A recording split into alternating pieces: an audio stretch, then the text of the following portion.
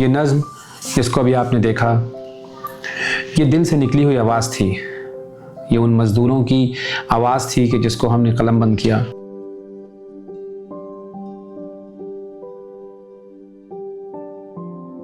दबिस्तान अदब के चाहने वालों को सालिम हुसैन का आदाब और सलाम। नाज़रीन, जैसा हमने पिछले वीडियो में आपसे कहा था कि हम कोशिश करेंगे कि हम आपसे गुफ्तगू करते रहें, तो ये वीडियो भी आपसे गुफ्तगू करने का एक ज़रिया है, एक मौका है। इस बार हम आपके फ़ीडबैक के ऊपर बात ना करते हुए दबिस्तान अदब की इब्तिदा के बारे में बात करना चाहते हैं। हमारे बहुत सारे नाज़रीन जो हमसे बाद में जुड़े हैं और हम उनको बताना चाहते हैं कि किस तरह से दबिस्तान अदब की इब्तिदा हुई। जैसे कि बहुत सारे यूट्यूब चैनल वबा के दौरान क्रिएट किए गए। बहुत सारे लोग जब घर में बैठे हुए थे तो उन्होंने अपनी जो क्रिएटिविटी थी उसको इस्तेमाल करते हुए यूट्यूब चैनल्स बनाए और उनके ऊपर अपने कंटेंट पब्लिश किया।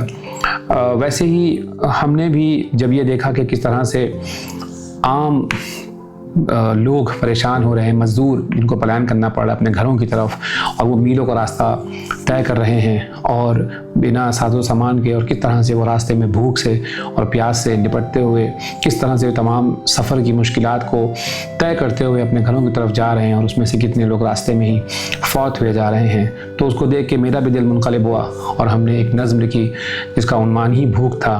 और उस नज़्म को हमने पहली बार अप्रैल 2021 में उस नज़्म को हमने यूट्यूब पर पब्लिश किया। वो नज़्म में शायरी कम और जज्बात ज़्यादा थे। उस नज़्म में मज़दूरों के मुश्किलात के बारे में, मज़दूरों की परेशानियों के बारे में हमारे तासुरात थे। आप देखिए उस नज़्म के कुछ झलकियाँ कि जो नज़्म हमने उस वक्त पब्लिश की थी।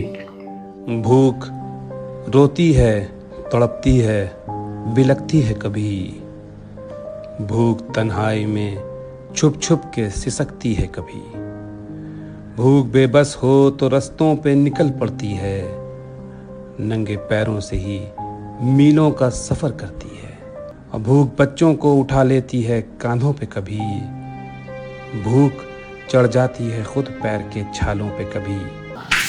ये नज़्म जिसको अभी आपने देखा, ये दिल से निकली हुई आवाज़ थी। ये उन मज़दूरों की आवाज़ थी कि जिसको हमने कलमबंद किया।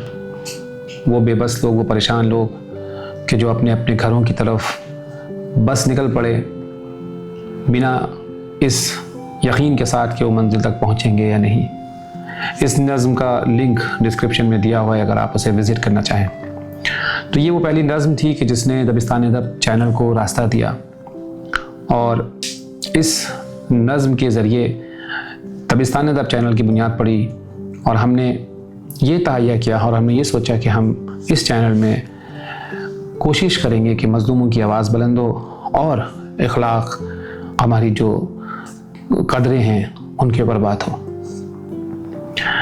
इसके बाद कुछ ही वक्त के बाद हमने एक दूसरी नज़्म जो कि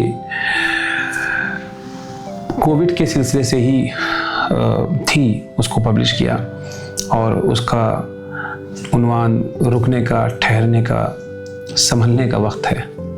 ये नज़्म भी कोविड के असरात को बयान करती है, और ये नज़्म एक हमको तज्ज़िया करने का, ख़ुद का तज्ज़िया करने का, सेल्फ़ इंट्रोस्पेक्शन करने का मौका देती है। एक बहुत छोटी सी नज़्म थी, बहुत ही इब्तिदाई दौर की। आप इसको देखें पहले। रुकने का, ठहरने का, संभलने का वक्त है, यानी कि जिंदगी को बदलने का वक्त है। शायद ये वक्त है कि कहे रूह जिस्म से, बनने का, संवरने का, निखरने का वक्त है।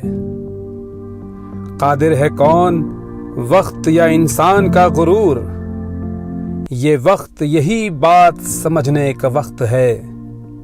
तो आपने देखा कि इस छोटी सी नज़्म की जो आपने झलकी देखी, इसमें हम वो सवाल उठा रहे हैं कि जो उस वक्त के दौर में इंसान के लिए, हम सब के लिए ज़रूरी थे कि क्या हमारा इस वक्त, इस वबा के दौरान हमारा क्या रोल है और हमें क्या करना चाहिए।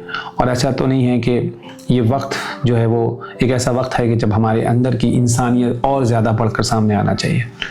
तो ये दो नज़में जिनका जिक्र हमने आज किया, ये 2 नज़में बहुत ही इब्तदाई दौर की नज़में थी। जैसा मैंने पहले कहा कि इनमें शायरी कम थी लेकिन जज्बात बहुत थे और दिल से निकली हुई आवाज़ थी, और वो दिल से निकली हुई आवाज़ लोगों तक पहुंची। आप लोगों ने इसको पसंद किया और दबिस्तान अदब चैनल का रास्ता हमवार किया। उसके बाद हम इसी रास्ते पर चलते गए और हमने और कई सारी नज़में खुद लिखी, और हमारे दोस्त, हमारे उस्ताद और कई और लोगों ने, हमारी बहन ने भी अपनी नज़में इसमें पढ़ी, जिनके बारे में हम आगे तज़किरा करेंगे।